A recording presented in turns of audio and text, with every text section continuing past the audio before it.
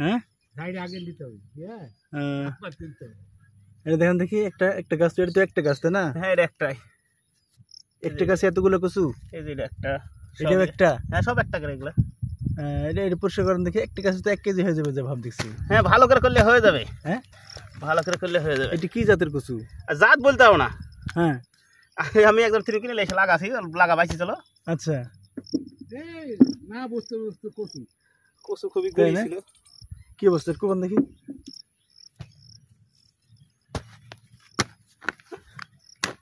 বাহ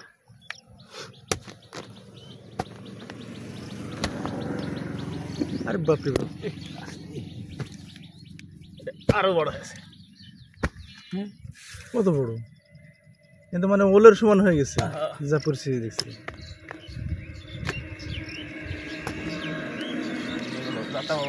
এগুলো খাইতে স্বাদ কেমন? স্বাদ ভালো, সিদ্ধ হয়েছে তাই না? হ্যাঁ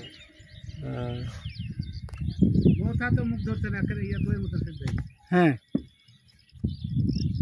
একটা গাছে এত কচু, আমি তো অবাক হয়ে যাচ্ছি দেখি। কি অবস্থা, প্রত্যেকটা যে গাছে তোলা হচ্ছে সেই গাছেই এই অবস্থা, এতই ধরা ধরেছে কচু। এটা যদি জাতটা মনে থাকতো বা কি জাতের কচু লাগানো হচ্ছে, তাহলে এই কচুগুলা আরো কৃষক যদি করতো তাহলে তার জমিতে, তাহলে সে লাভবান হতো। দাম কম, দাম কম, আলু খাইছে না, ধরা। কি অবস্থা, প্রত্যেকটা কতগুলো দেখাবো, সবগুলো একই অবস্থা। আরে বাপরে বাপ, কঠিন অবস্থা। মাশাআল্লাহ, খুব সুন্দর, আলহামদুলিল্লাহ। তো আসলে এভাবে যদি ফসল হয় তাহলে কৃষকের মানে মনটা আনন্দে ভরে যায় এবং অর্থনৈতিকভাবে সে লাভবান হয়।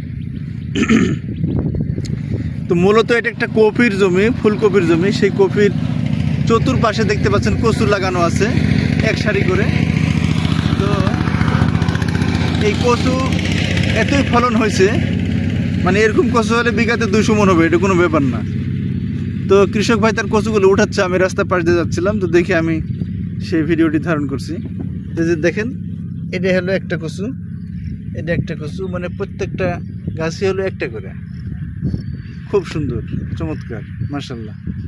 যাক, আলহামদুলিল্লাহ, খুব ভালো লাগলো এই কচুর ভিডিওটি করতে পেরে। এই যে এইদিকে কচু যে বাছার যে প্রক্রিয়া সেটা শুরু হয়ে গেছে, এই দেখতে পাচ্ছেন পুরা চতুর্পাশ দিয়ে কচু লাগানো আছে অল্প পরিসরে।